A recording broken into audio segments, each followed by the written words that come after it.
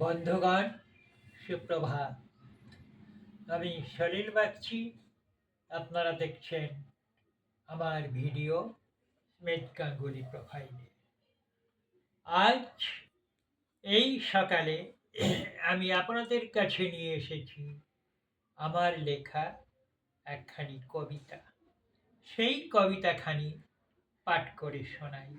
আপনারা শুনুন, দেখুন। কবিতার নাম হিংসার উৎস। রচনা সলিল বাগচি। অহংকারের উৎস হতে হিংসা যখন আসে, কেন তারে লালন করো, কেমনে পোষণ করো।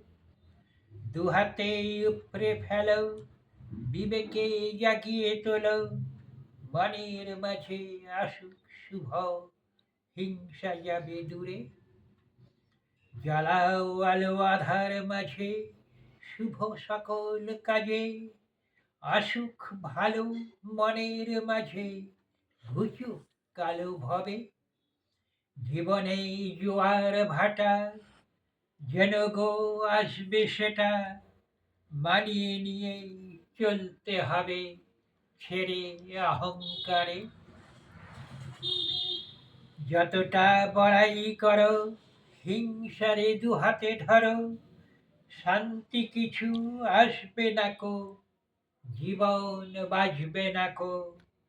দুঃখরে বরণ করে ডুবো না সেই সায়রে, জ্বলবে শুধু জীবনখানি বেদন ভরে।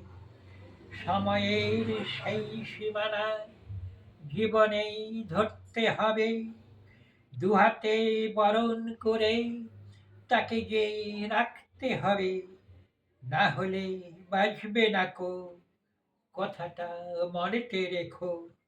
অহংকার আর হিংসা দুটোই ছাড়তে হবে। নমস্কার।